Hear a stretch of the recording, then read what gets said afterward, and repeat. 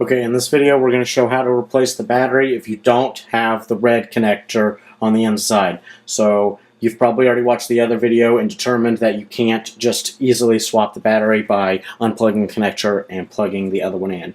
So we're going to quickly go through this one, and as in the other one, we're going to need a pair of cutters, battery replacement kit for an older model, so it needs to have this other connector that the other one doesn't come with.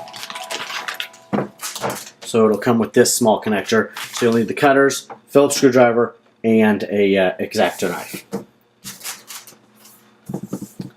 So let's just remove the back plate.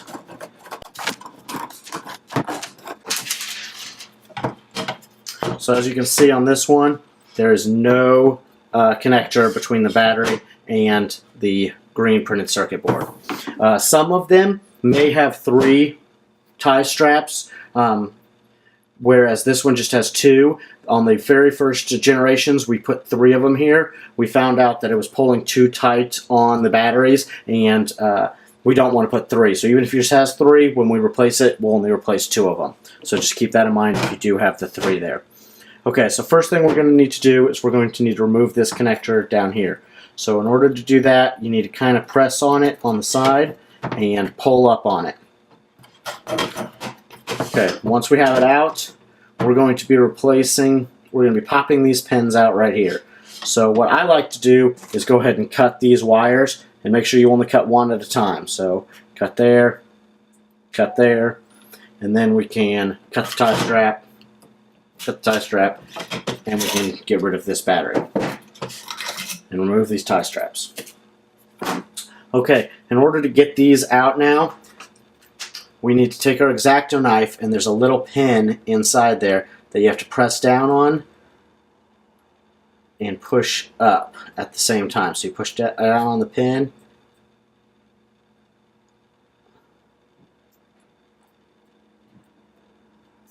and then we can remove it. And then go ahead and take the black on this connector and insert it into that same slot. Okay, now let's do the same thing. So it's actually on the 3rd bay over here now to remove this red wire.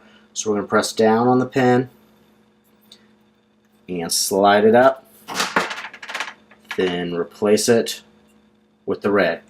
Then we'll need to just put this back in and make sure you have it aligned. Okay, so now that's done. Now all we have to do, just like in the other one, is plug this in here, and we'll slide the tie straps in first. Get them started. Put the battery in there. Tighten down. Make sure it's nice and real tight. Trim the excess. Plug this in, and at this point you may want to test it to make sure it works. Okay, we work. So you can turn it off now.